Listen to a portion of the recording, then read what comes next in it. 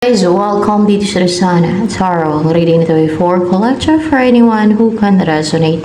Sa reading nito, this is a general and a collective reading your energy at this time.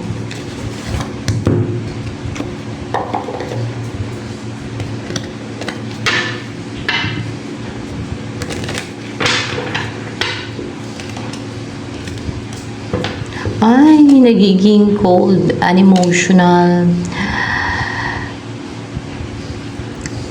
unstable, unrouted, or naka-experience na ngayon ng financial crisis, or else ay feeling uncomfortable ka lang talaga, or parang wala kang ganang mag-work o gawin yung work mo, para ba hindi ka nagiging hardworking,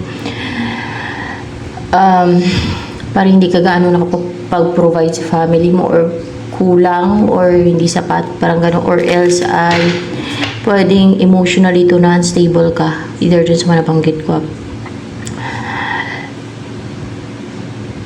Naging vicious ka yun. Clarify ko kung naging vicious ka. Hindi naman naging vicious, kundi cold ka. Why? Dahil dito, because of the devil. Merong devil na sumusulsol. Yes, merong devil na sumusulsol sa utak mo yan, sa isip mo. Nine of Swords. Pinapa-overthink ka, sinusulsulan ka ng devil. Kayo, sabi ko kasi karamihan sa inyo, para maramihan. Parang ano lang ba, collect lang, gano'n. Kaya collective, yun na lang. Yung kuha na energy, para maramihan. Kasi pag isahan lang ay mahirap man tsambahan yung energy ng iba, di ba? Okay na yung yung para bang maramihan, okay? Para madaming makarelate. Kasi may nag-uutos, may nagsusulsol, may nang-atake sa isipan nyo, may devil. Devil talaga yan. May devil na basta mundong to, may ganyan talaga guys. Kasi hindi may iwasan yan, may mga ganyan talaga. At dito din kasi yan sila sa mundong to, sa earth nakatira.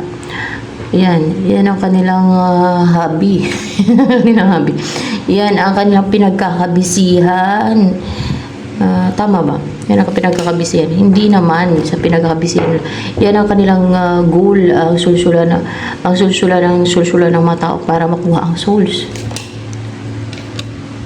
Hindi para sulsulan ng mga tao para makuha ang souls, kundi attempt ang mga tao para makuha ang souls. Attempt ang mga tao para makuha ang souls. Ayan. Ano ba yung tinetempt kayo ng devil? Tinetempt din kayo ng devil. Ayan. Pinapa-overthink kayo niyan.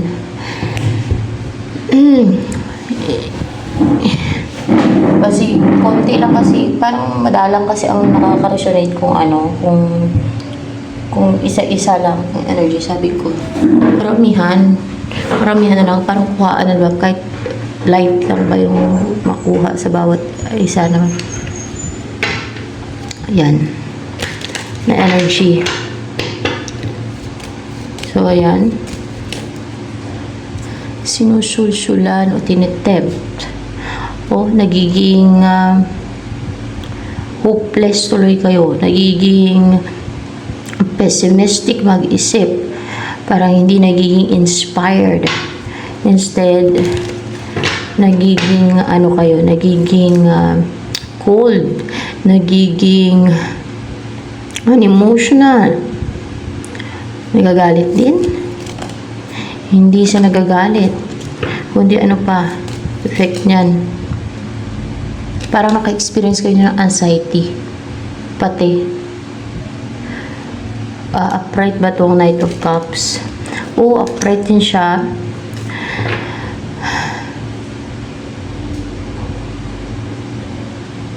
Nagiging courageous kayo na mag-offer ng cup of love, or pwedeng meron kayong sinusuyo, meron kayong pwede din kasi to na meron kayong binibigay na energy o negativity sa iba. Hindi negativity. Spell. Maano na spell sa iba? Hindi. Na nagiging courageous kayo na mang ill-wish. Mang ill-wish. Mang ill-wish, guys. Na mang ill-wish o mag-wish ng masama sa ibang tao. Kasi sinusulsulan nga yung isip niya eh. Na meron kayo ill-wish. Yan. Ito maramihan to Sinabi ko na maramihan to. Oo. See? Namang ill-wish. Oh my God. Para bang nakakaramdam kayo ng insecurities? Yes. Yes, nakakaramdam kayo ng insecurities kaya naging courageous kayo namang ill-wish. Oh, wow. At sinusulsulan kayo ng devil, tinatem kayo ng devil lang, ganon ang gagawin ninyo.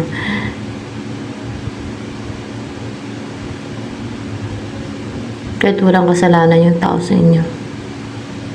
O kahit na konting bagay lang, ay parang akala nyo masama namin, masama nyo na, tapos karamdam kayo ng insecurity. Naramdaman nyo yung insecurity. Maliban lang kung hindi ninyo ma-recognize yung insecurity na naramdaman. Or makaramdam kayo ng yung iba, inggit, ganon, tapos mag-ill-wish, o yung iba, malala pa, gagawa ng deceit na scheme dahil lang sa nakaramdam ng inggit at insecurities. Ayan. Sino ang person na mag-pursue sa inyo? Kasi maramihan tayo. Ito ang person na nasa malayo. Yan. Na nangispy, courageous. Pupurso daw kayo niyan. Person nyo na yan sa malayo. New person. New person to. O, new person na mga kasama nyo.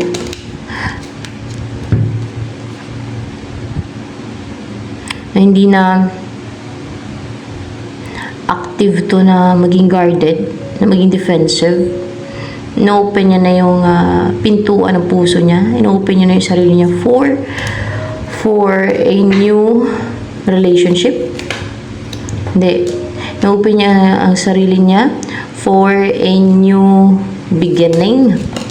For a new beginning. Yan. Kilala ka na ba? Kilala na ba kayo nito? Nitong taong to na si Two of Wands? Di pa. Mahilig yan siya mag-obserba, curious na person, mahilig mag-spy, at nasa malayong lugar. Baka foreigner pa nga to eh. Oh.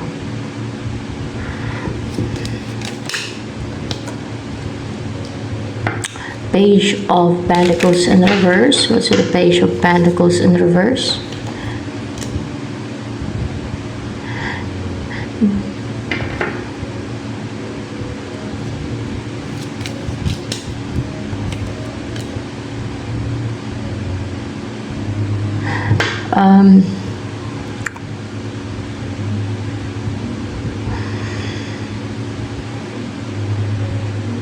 Nanghinayang itong person na to sa mga nasayang niya.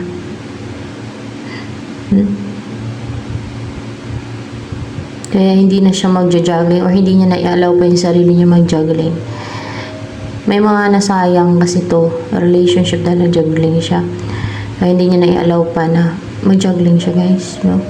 Dahil may palaging napuputol, nahinto, tumitigil, or para bang naging short term yung relationship niya dahil sa pagja-juggling niya. Yan. O hindi siya nag-grow yung relationship niya dahil nagja-juggling siya. O maybe para bang sinasabay-sabay niya dalawang person at the same time. Dapat pag makapagrelasyon, focus lang sa isa. Yun talaga dapat. Kung may karelasyon ka na, pwede makapagkaibigan ka kahit sa opposite sex. Basta, just make it clear, no, sa mga friend mo, kung makipagkaibigan ka man, lalo na kung mga bago ka pala makipagkaibigan, lalo na sa mga ibang lahi, no, wala nang masama doon, you can learn from them. Just make it clear sa kanila na meron kang boyfriend o meron kang karelasyon. Dapat prangkahin mo na meron kang karelasyon. You're not available. Friends lang kayo, ganun. Kasi may karelasyon. Kaya lang naman pag doble-doblein mo yung karelasyon mo.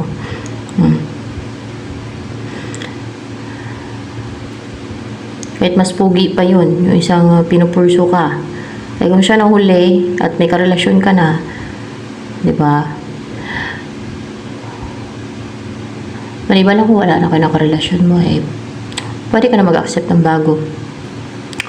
Knight of Swords in reverse.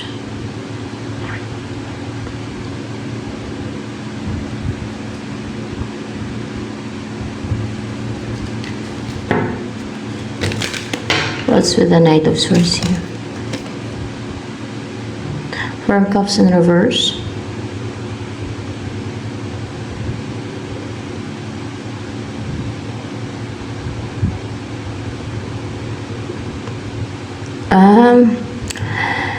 Naka-recover na tong person na to. Si person ba to na mag-pursue sa'yo? Sa kanya ba energy? Sa kanya pa rin niya. Parang siya lang na-redeeman dyan. Yan, nakuhaan siya ng energy dyan. No? Yung person na yun na mag-pursue sa'yo. Naka-recover na kasi siya from sadness. And yung sa kalungkutan, yung parang nabukmok siya, na walang ginawa, na naging uncontented, na namlay, na parang hindi naging masiyahin, parang boring yung buhay niya, ganun. Kasi hindi na siya na-atake ng mga impulsive and aggressive and immature na mga, ano ba yung tao? Upright ba to? Palang pa. Yung mga tao. Ano yung ginagawa nilang pang-atake dyan? Spell. O diba? Madami nang gumagawa ng spell. Pero na ngayon, madaming may alam yan eh. Madaming gumagawa niyan. Yan ang ginagamit nila para mangontrol, para mang-restrict ng iba, para guluhin yung isip ng iba, para i-harm yung iba. O diba? Dumadami yan ngayon kasi nasa end of times na to, kahit hindi pa ramdam, no? Pero malay ng lahat. No? Kasi biglaan daw yung pagdating ni Jesus Christ pag bumalik daw siya dito sa lupa. Biglaan daw yung pagdating niya. Iba pa nga nag-i-enjoy, nag-iinuman, o parang ganon. Nasa Biblia yan eh. Hindi in-expect na mataon darating bigla. Who knows? Bukas makalawa siguro darating na siya. Charot, joke lang. Baka, malay mo, di ba? Malay nyo. Malay natin. Ano ang message ng past person sa'yo kung meron kang past person? I don't react when people mention you. Pero yung person to mag-pursue sa'yo, meron siya nagre-react kung minimension ka ng ibang tao. Yun lang. Ano ang next move? Anong next na mangyari sa inyo nitong si Two of Wands na to?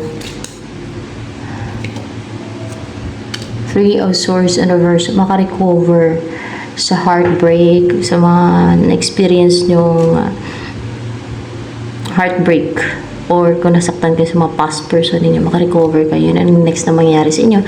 Siyempre, kailangan nyo muna mag-heal, no? Lalo sa mga hindi pa naka-recover. So, and then, ano pa next? Ayun, no? May mag-effort dito, or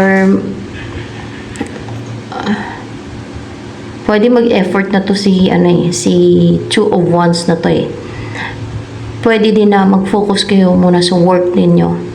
No? Pwede din gano'n na you will work hard, will focus on your pentacle, on your money, on earning money sa inyong hanap buhay na kumita ka ng kumita ng pera. What's with the Eight of Pentacles? Clarify ko Ay, hindi na ito madedelay guys, at mag-e-effort na nga ito sa Two of Wands para bang pagtagpuin talaga kayo ng tadhana niyan, no? Na magkakilala kayo niyan, magkakakilala kayo niyan kasi new person yan, at hindi na ma-delay pa, hindi na tatagal pa, at mag-e-effort na yan siya. Mag-umpisa na mag-effort to continuously sa'yo, and then magkakaroon ng union sa inyong dalawa. Ayan. So, ayan. Ito na lamang for collective reading, guys. Ano ba maging buhay ninyo? Nagdagan ko para may ka-taste naman itong reading na to. Maging buhay ninyo pag nagkatuluyan kayong dalawa yan. Maging mayaman ang buhay ninyo. Lalo kung foreigner yan, kung taga-Amerika yan, Europe, oh my gosh. At may pera, may magandang trabaho, diba? Tiba-tiba nyo, swerte nyo na. Hindi ibig sabihin na gold digger kayo, no? Mas okay yung may pera kasi walang pera sa hirap ng buhay ngayon, guys. Mas maganda yung may pera kasi walang pera. Hindi dahil sa gold digger. Gamitin lang ang utak. Kasi kung piliin nyo mahirap, nasa inyo na yun, no? Pero hindi ibig sabihin na gold digger ka na kung naghanap ka ng foreigner o gusto mo ng foreigner, o kung para naman talaga yan sa'yo, why not, diba? Blessing, kung blessing naman talaga yan sa'yo ng langitan So ayan, maging mayaman ang buhay nyo. Ten of Pentacles, kompleto, mayaman. So ayan, ito na lamang guys for collective reading.